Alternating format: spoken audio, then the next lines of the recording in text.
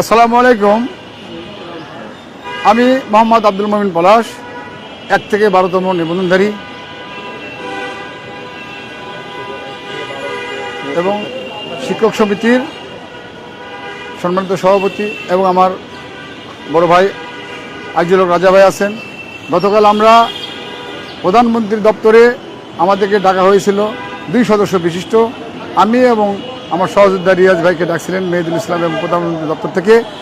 আমরা প্রধানমন্ত্রী দপ্তরের পাশ নিয়ে আমরা গিয়ে প্রধানমন্ত্রী মহোদয় এবং শিক্ষামন্ত্রী মহোদয়, সাথে ছিলেন শিক্ষামন্ত্রী এপিএস এবং আমাদের অধ্যক্ষ সেলিম ভাইয়া স্যার, আরও আইনমন্ত্রী সহ যথাযথ যে সমস্ত সম্মানিত লোকের প্রয়োজন ছিল তারা সকলে ছিলেন।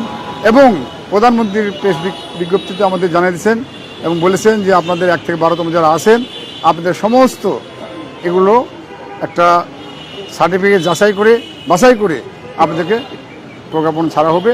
আপনারা এই আশা নিয়ে চলে যান।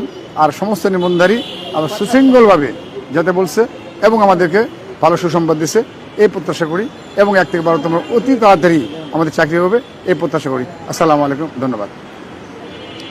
সকাল থেকে সব পারবেন না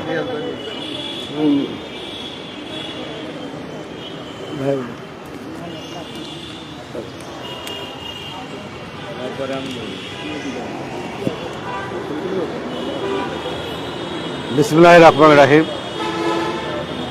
সম্মানিত 1 থেকে 12তম এনটিআরসি নিয়ে প্রত্যাশী সম্মানিত নেতৃবৃন্দ, আপনাদের ঝড় তুফান অপেক্ষা করে গতকালকে মাননীয় প্রধানমন্ত্রীর কাছে আপনারা গিয়েছিলেন পলাশ ভাইয়ের নেতৃত্বে।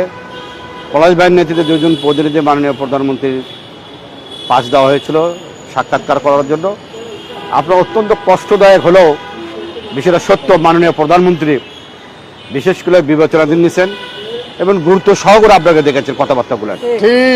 ঠিক সেই হিসেবে মাননীয় শিক্ষামন্ত্রী, আইনমন্ত্রী এবং বাংলাদেশের যার অবদান শিক্ষক কর্মচারী ঐক্যজোটের চেয়ারম্যান, মাননীয় সংসদ সদস্য এবং বিএনপি জাতীয় নির্বাহী কমিটির সাংগঠনিক সম্পাদক জননেতা অধ্যক্ষ মোহাম্মদ সেলিম স্যার, অত্যন্ত সেলিম স্যার দেখেন আপনাদের দুর্দশার কথা পার্লামেন্টে পর্যন্ত তুলেছেন, সংসদে তুলেছেন।